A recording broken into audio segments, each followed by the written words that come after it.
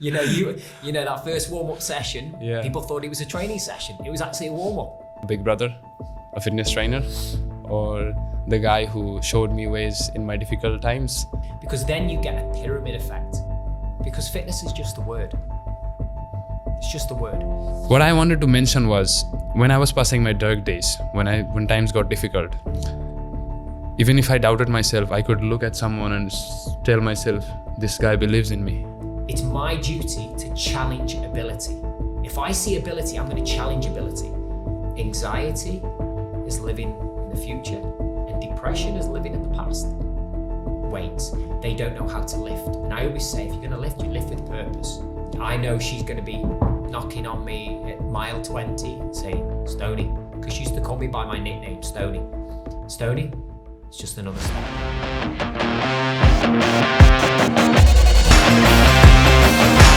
Hello everyone, welcome to another episode of 5 and Beyond. And I deeply apologize today because I'm not going to be using Bengali.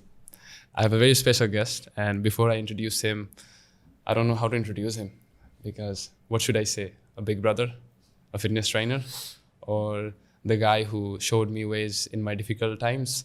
I was like, can I have 5 minutes? Can I have 10 minutes? And he would be like, see you in 5, come to my room. And so many dark periods, he was there alongside my journey, which we'll obviously delve into. But before we go deep, let's introduce the man. It's none other than my Richard bhai. You didn't need to say that. It was really nice of you. Bless you.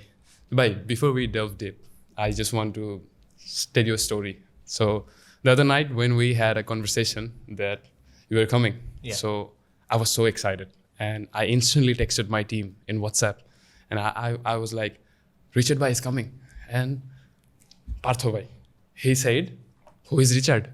Okay. Really? Yeah. So, and then one of the other guys from my team, he's like, you don't know Richard? I said, no, we don't know him. Then he was like, the under 19 boys, the batters, they basically played a few boundaries and the bowlers bowled a few deliveries. But it was Richard Stonier who won the World Cup. No, I think it was a little bit more than that. I mean, I actually quite like the fact that people don't know me. I'm just a guy that's from Stoke-on-Trent in England.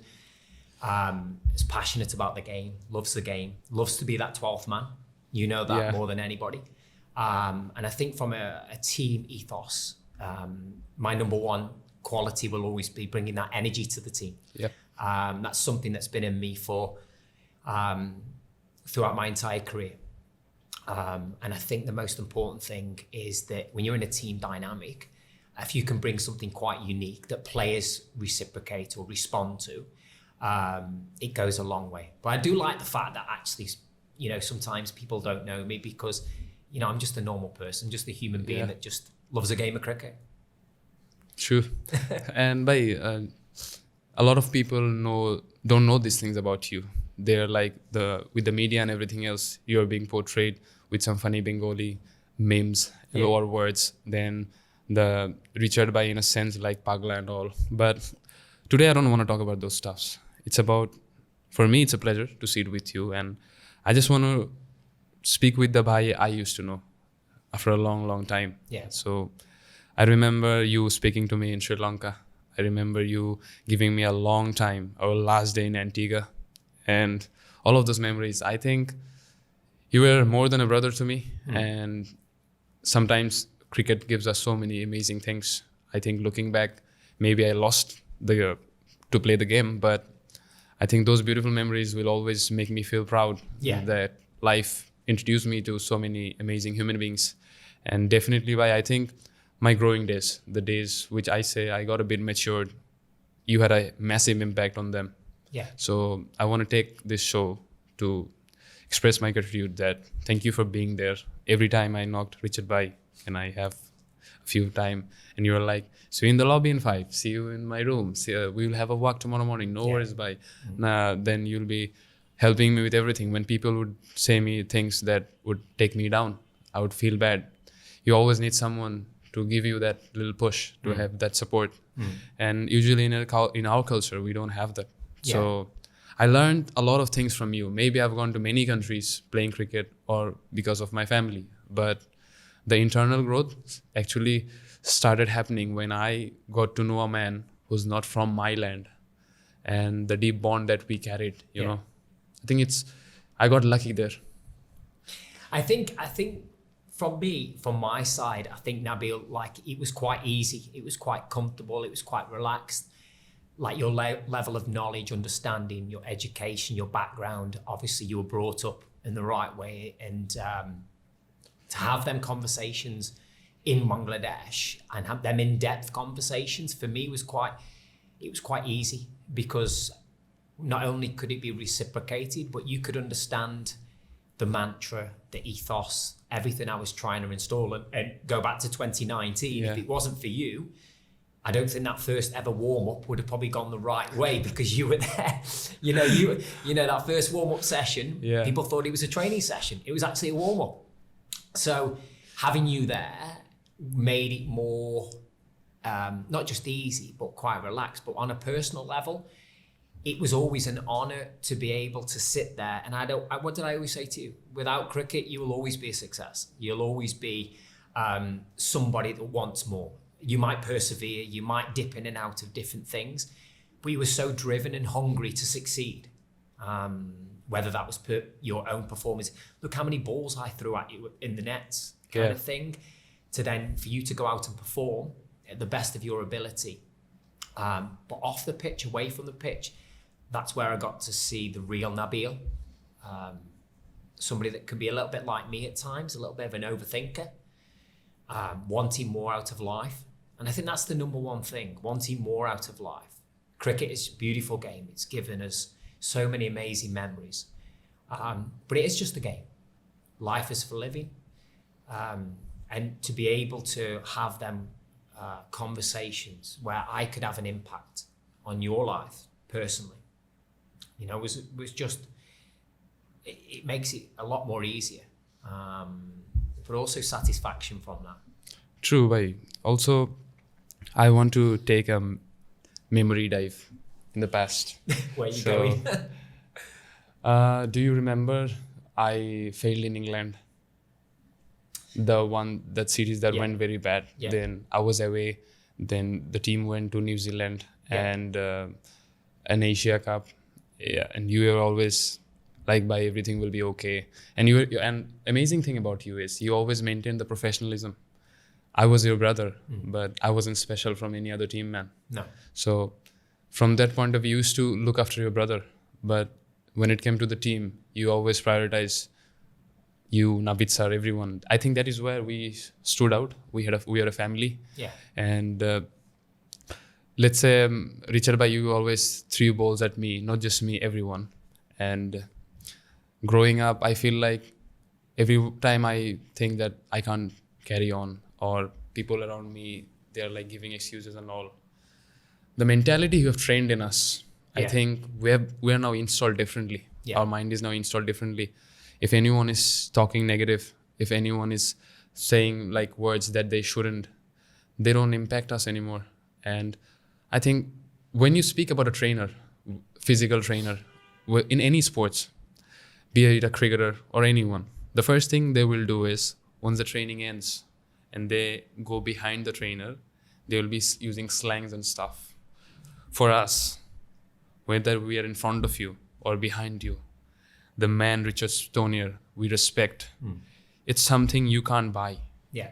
It's priceless. And for us to even think that we will someday use a slang against Richard by forgiving us bamboo, that's never going to happen. So I think you are an individual who has blended with us in a way that crosses borders. And I think the beauty about it, I always use that sort of, if you look at the mantra, it's a journey. We're on a journey together. We're not always going to get it right. We're going to make mistakes. We are human beings. We're going to make plenty of mistakes. But I've learned as I've got older, to just be kind, to persevere. One size doesn't fit all. You were certainly one person which was separate to the other 30 players I worked with then.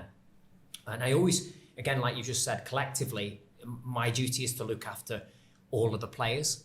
And you built certain relationships and bonds individually, and that's one that's always stood out with you, is that even after the last 6 years, it's like 3 years ago. But trying to be kind and trusting the process is difficult because sometimes it doesn't feel great and it does hurt. And you don't know where you're going to be. But if you give yourself time and you be consistent in everything that you do in life, whether that's the physical side, the mental things, the things that you do away from a cricket pitch, the things you do with your family, your home life, your friends, as long as you're consistent, you know, the rewards will come. And that's what I always say. I said, there's no magic pill. There is no substitute for hard work. That includes me as well, you know, just the same as the players. And there's going to be times when you feel tired, and there's going to be times you could feel down. But the good times will always come. And that's what I always try to say. The good times will always come. And if you're feeling, you know, if you're struggling, if you're feeling low, think of ways of how do I get to where I want to be.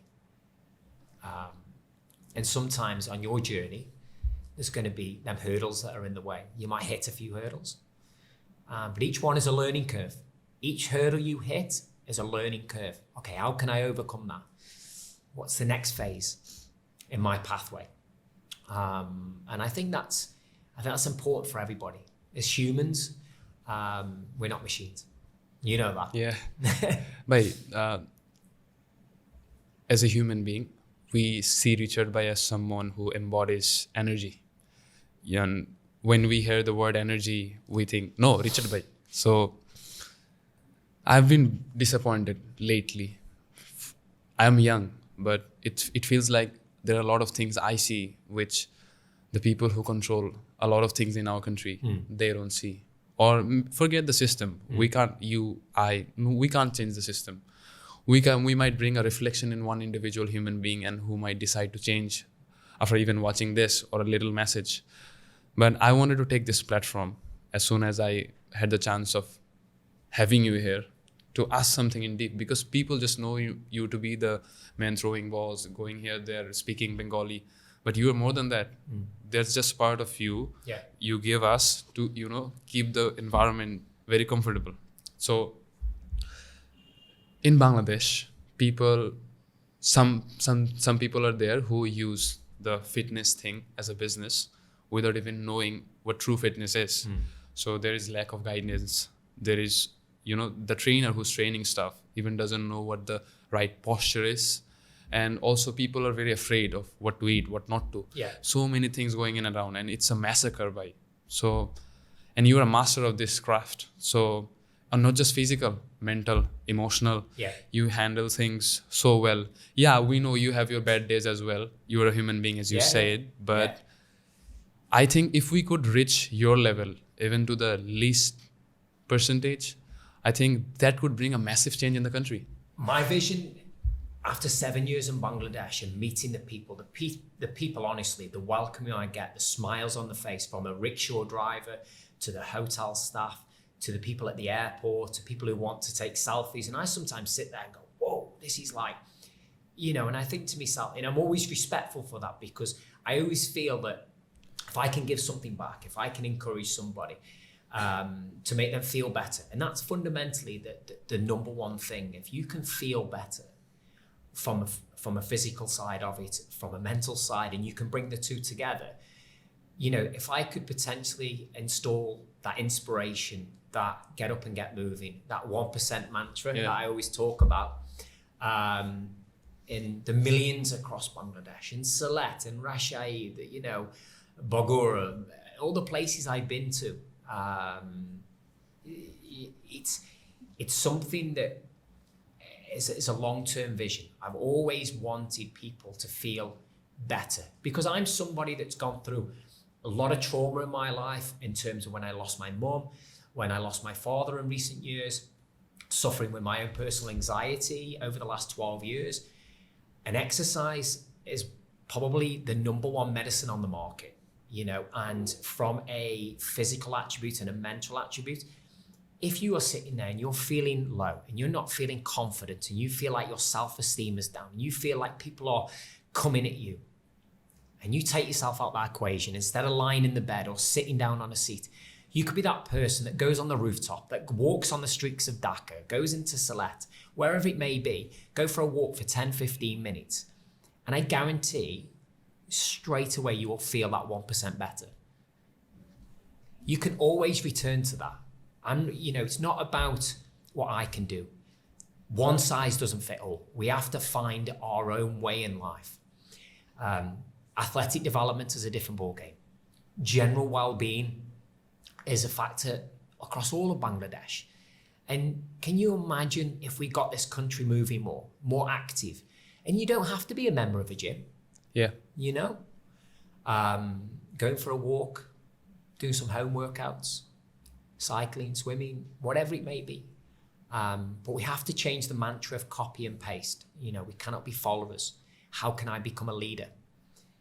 How can I look at Richard and go, oh, okay, what could I do that's going to inspire my family, inspire my friends? What could I do different? Because then you get a pyramid effect.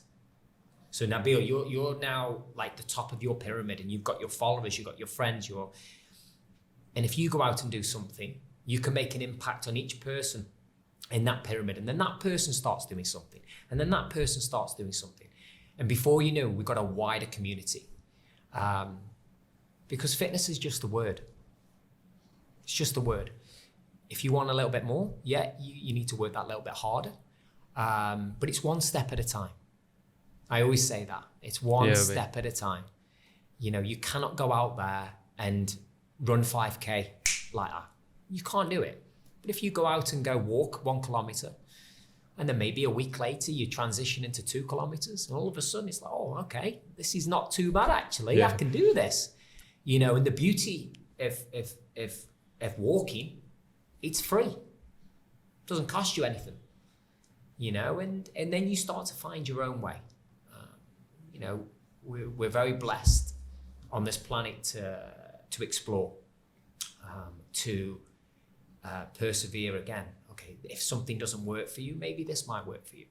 But I've always had a vision that I would love to inspire not just a few cricket players, a nation to become more active, to be more conscious about their well-being.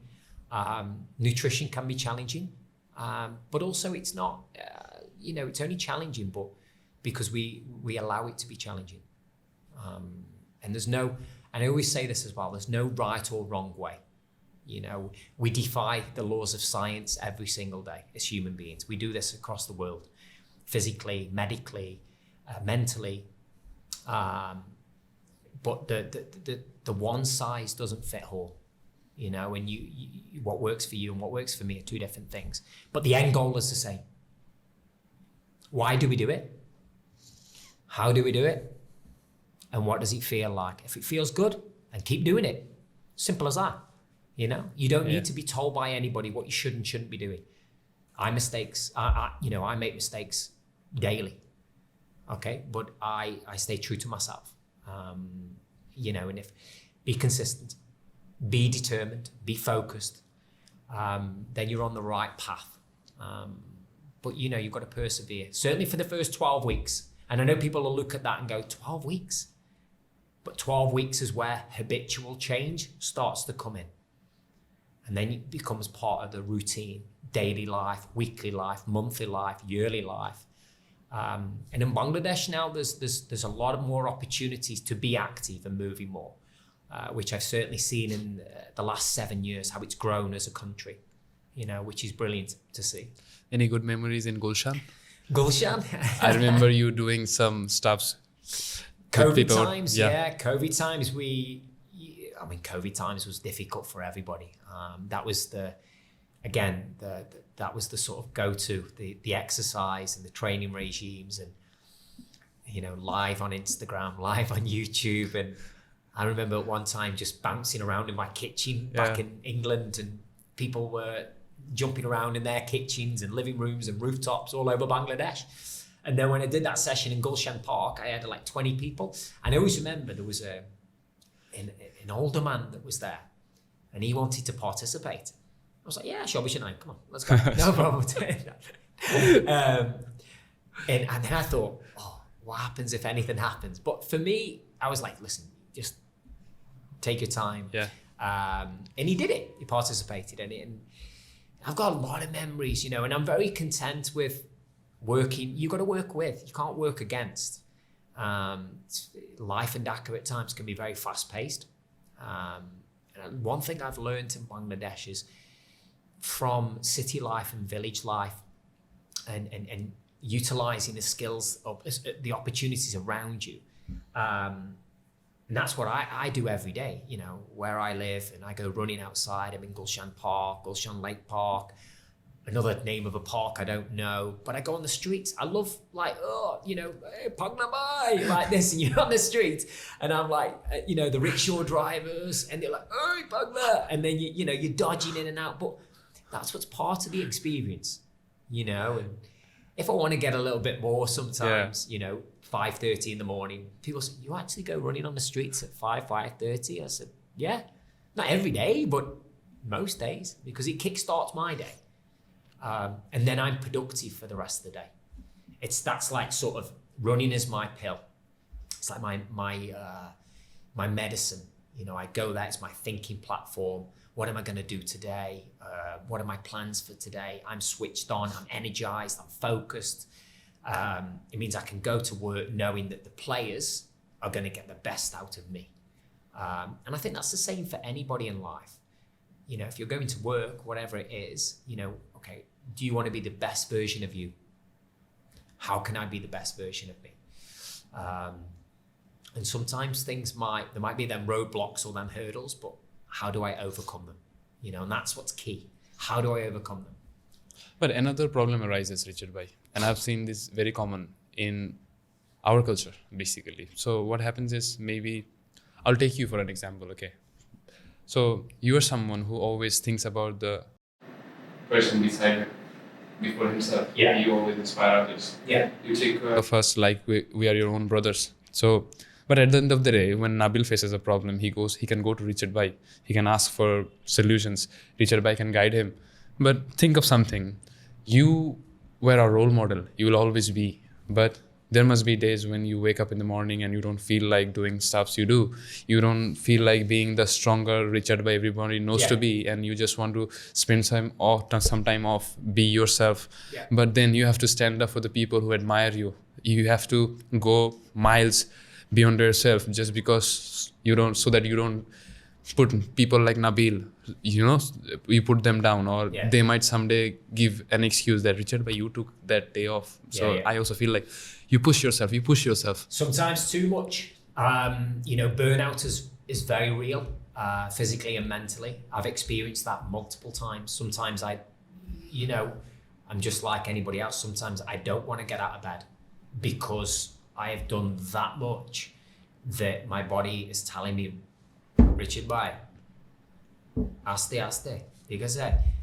relax. So I sometimes have that day when that happens. I sort of accept it. I accept that day. Normally that day can be on an off day, even though we don't really have an off day. And if I'm feeling that on a particular day, I try to think, okay, what can I do different that day? And sometimes even the players will say to me, 20% of Richard bhai is more than 100% of us. And I acknowledge that and I respect that. But there are times where mentally you are drained, you are fatigued.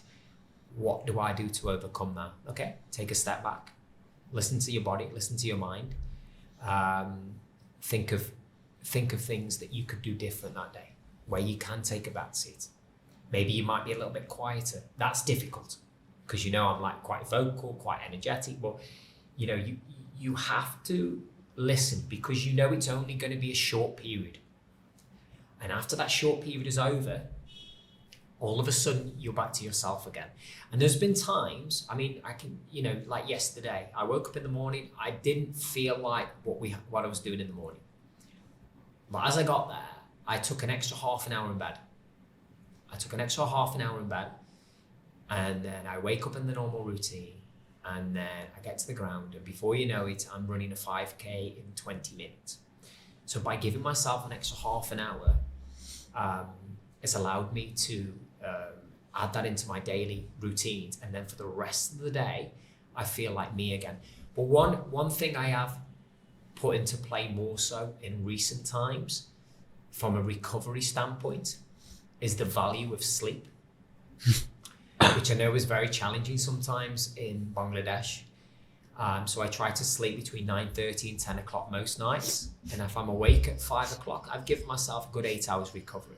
So from a recovery standpoint, I always think there's 10 things I could be doing different to give myself the best opportunity the next day and go to bed at a decent time. What time do I stop eating? Stop eating, whether that's 8 o'clock at night. What's my fluid intake? What's my pani intake like? Okay. Reducing caffeine intake as well. Then when I'm waking up in the morning, I'm feeling more refreshed and more energized. But the number 2 things I've put into my own routine, sleep and less screen time. They're 2 big, massive things in performance at the moment, which are, they don't necessarily, they are scientifically proven. We don't have to keep going on about it. But again, they become habitual once you start to believe in the process. So in the last couple of years, certainly took me 38 years to realize that actually sleep is very valuable and very important, you know? Yeah, man. Recently, after I gave up playing, sleep is the only thing that I'm struggling with. I'll be very honest with you, because I was in a pattern playing cricket. I used to listen to my body, and I don't know if it's common or not, but right now I'm dealing with, I know you're automatically installing in yourself, he's going to give an excuse. No, I'm not. Okay, so the thing is...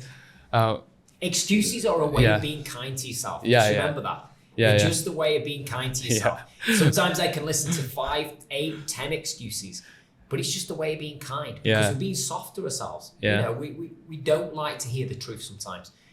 You know what I've said it before, change is painful. Nobody likes change. So the first thing that we always do is we want to protect ourselves. And we'll come out and say, oh, I can't do this. So give yourself a reason why you can do something, not why you can't do something. But you've got to slowly do that. You can't just do it straight away. Nothing changes straight away, you know? Yep. And Richard bhai, let's say, what do you think? Like, I am taking on a few responsibilities that actually goes beyond my age. And the reason why I'm doing that is because growing up in Bangladesh, I saw a lot of things. Going abroad, visiting places, meeting people, I felt like the people in my country, they should know this stuff.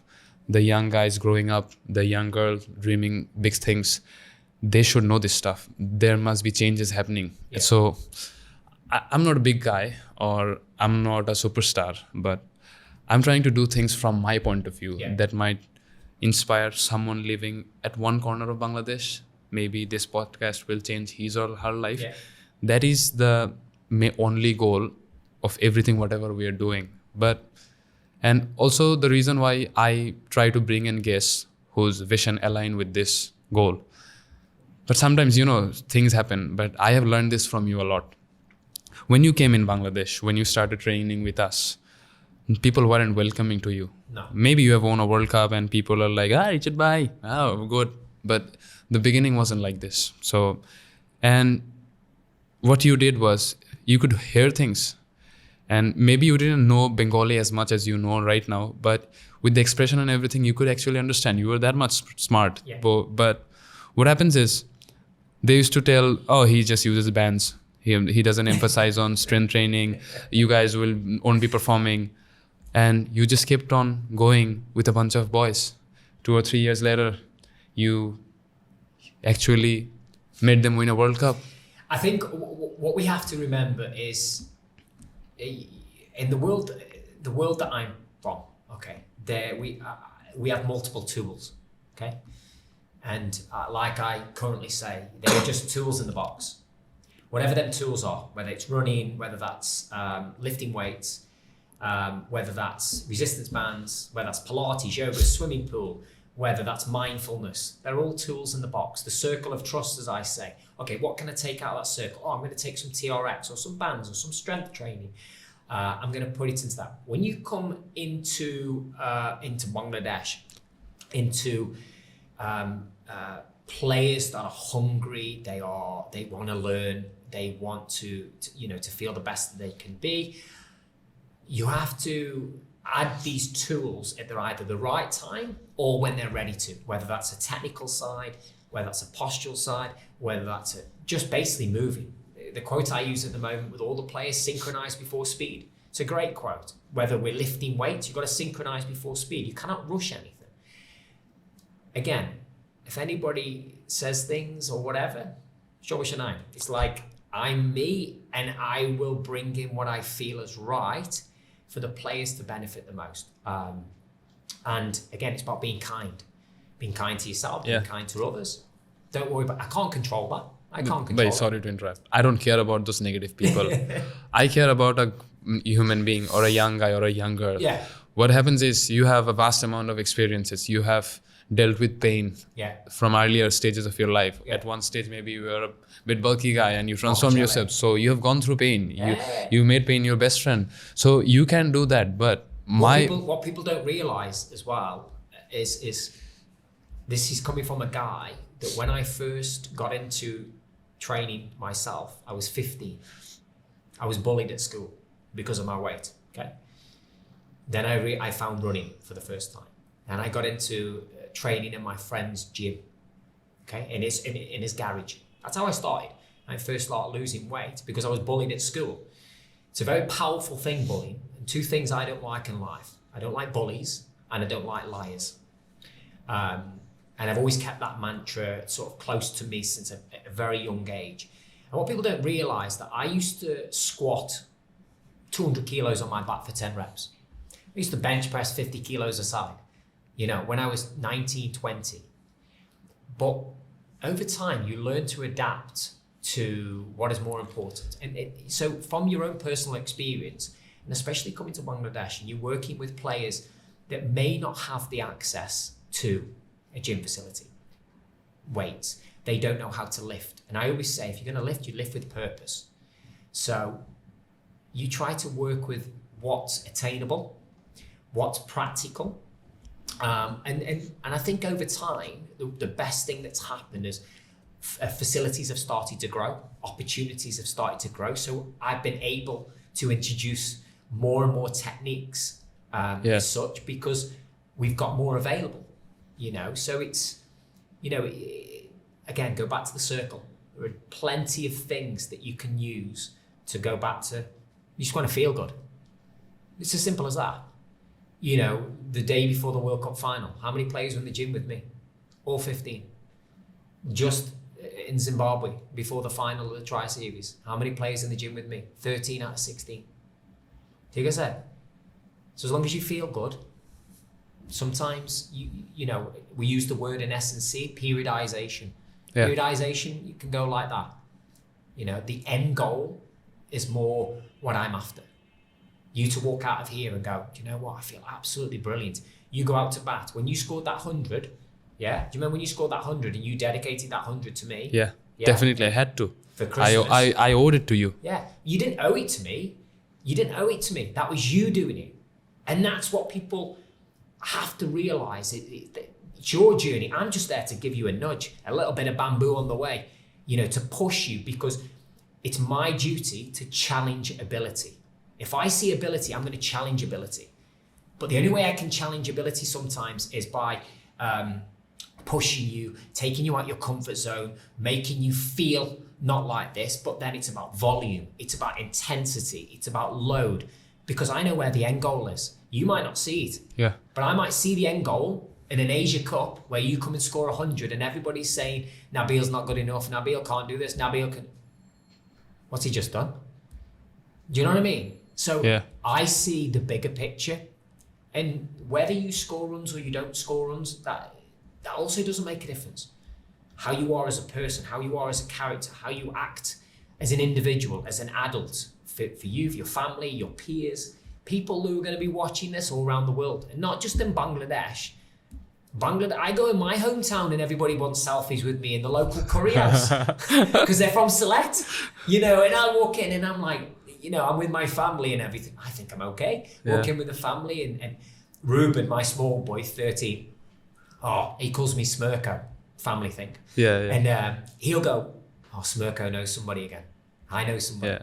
But and that's the purpose of, is anybody can achieve anything. Anybody can achieve anybody. And for me, if anybody says I can't do something, I go back to them bullies when I was 15. And that was a lot of years ago. But I still keep that it's a very powerful tool in my box that I can go to. I'm running a marathon in 23 days. My vision is to run under 3 hours. And if I don't run under 3 hours, no problem. On to the next one. It's just another race. Just like we talk about a training session is a training session. That's why it's called training. That's why it's called training. What's the terminology to high performance? Is there a low performance? Of course there is. There is. Yeah. Do you know what I mean? So they're only words. They're very powerful words, but it's understanding what the process is. Yeah. We've been on a journey together for 6 years. We're going to keep evolving. We're going to keep talking. We're going to make mistakes. We're going to have highs. We're going to have lows. We have all sorts of things. But it's a journey. I'm 41. And if I knew what I knew now, when I was in my playing days, it'd been a different ballgame. But, that's why I like to be who I am today. I'd like to be the best person I can be, a good father, a good husband, and a good leader off the pitch in my chosen profession. They're just words. Whether you call it, strength and conditioning, it's just a word. Yeah. Personal trainer, just a word. Yeah. It doesn't make me better than anybody. I just have my way. And we all have our own way, like you're on your own way now. Okay? And there's going to be them crossroads. What did I say to you yesterday? Consistency builds ability. Yeah. Consistency builds ability. It's a simple quote. And, I learned the 1% mantra from John Gloucester in 2018. And in professional sport or in professional cricket, it's so true. How can I be 1% better today? When you used to come to me in Sri Lanka or different places and you'd sit, sometimes I'd be like, oh God. I'd be like, what's he come? He's going to be this. He's going to be this. And sometimes it's like, Nabil, aste, fíjese, dojo, and chillax, just chill. Okay, what can I control now? Live in the present. Sometimes, all of us, we get confused where we want to be. And I'm still learning, even today. Try to be in the present as much as you possibly can. Anxiety is living in the future, and depression is living in the past. I'm a walking role model of that, because is somebody that does overthink things at times. Sometimes I do want everything here, but I think, okay, just rein it in, Richard, buy in. That's where we need to be. Same for you, isn't it? One day at a time, one step at a time, one lift at a time. It's all the same process, bro. I just want to be sorry if my wording was wrong, but the reason why the reason why I said I owed it to you, because the moment I scored my first century, and when I was looking back, I was looking back at you, and I don't know if you remember. Christmas Day, remember? And when I scored the second one against Nepal in Sharjah, Dubai, I ran from the pitch towards you and said, Richard bhai, this is for you. Yeah. And what I wanted to mention was, when I was passing my dark days, when times got difficult, even if I doubted myself, I could look at someone and tell myself, this guy believes in me. Yeah. And this is a powerful thing in this world that we all lag behind in being competitive, basically. So I will always be grateful to you, and this show isn't enough to be grateful enough. I can be grateful to you throughout my life. But you have to remember as well that you've created this platform, you've created this journey, and it gives me a lot of satisfaction. I feel immensely proud of your journey.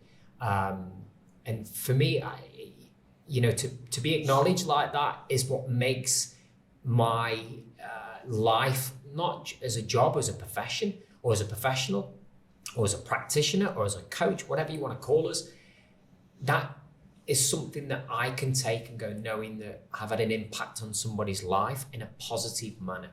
Somebody that's been able, through his darkest times, to drag himself out of that. Because sometimes there are people who can't do that, and it is challenging. And I always say, if we can bring physical health and mental health, and we can understand the concept of the two and bring them together, it's going to have so much positive change and influence on so many people around the world, so many Bengalis, so many people that maybe are struggling, people that do aspire to be the next person that's going to represent their country.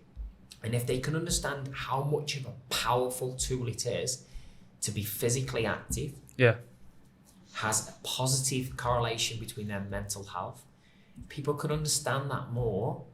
Even talking, me and you talking, I automatically feels better. After the last 15 minutes, I feel better because we're talking positively.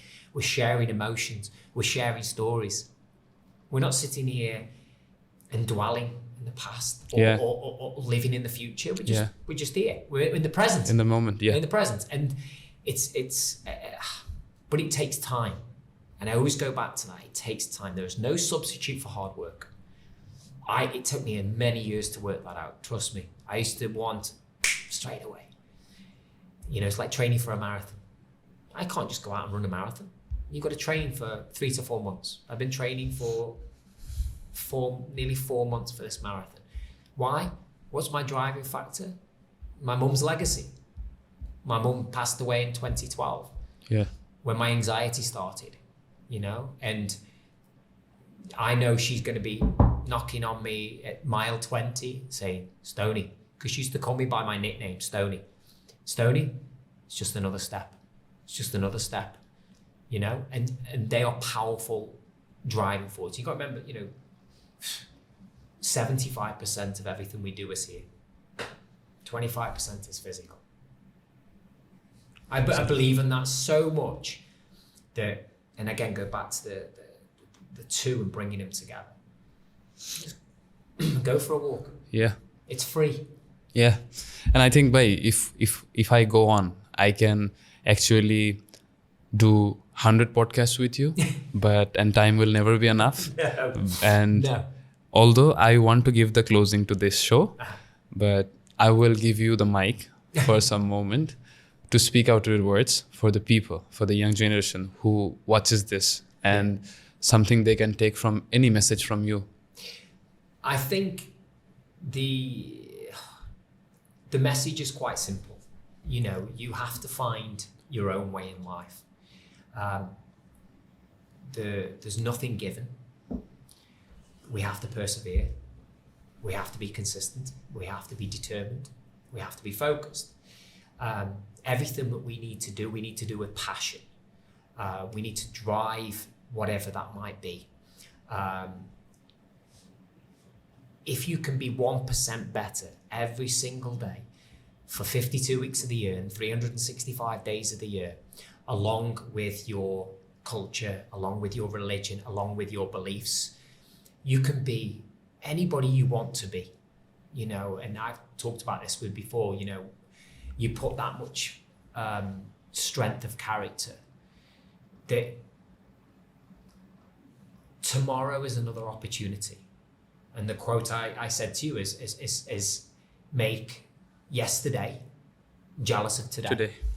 And that's all you need in life. And nothing is perfect. I always use that quote again about perfection.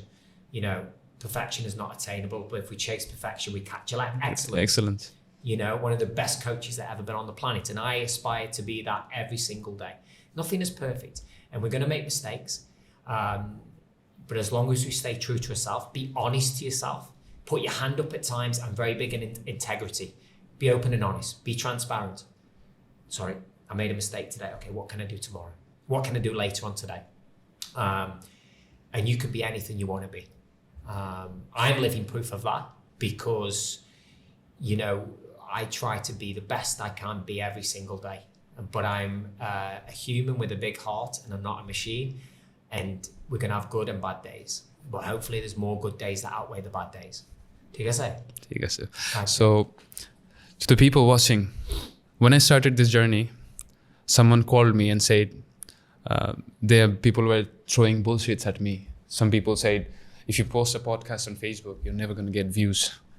And a lot of people were saying stuffs, but how could I tell them? How could I make them understand what my vision is? It's not about the views.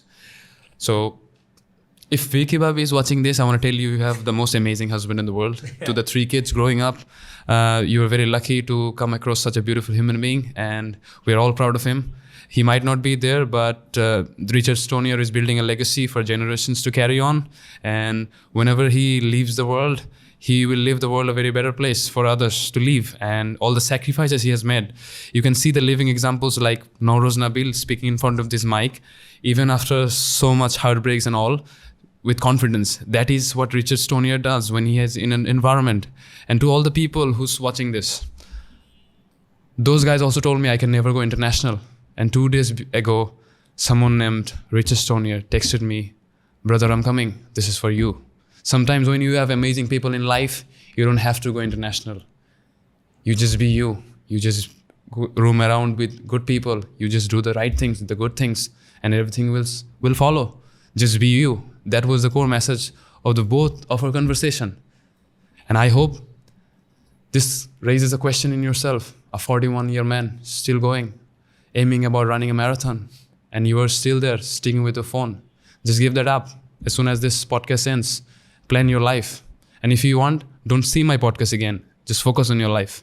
Thank you so much, Richard bhai. That was all. I love this, bhai. Love that.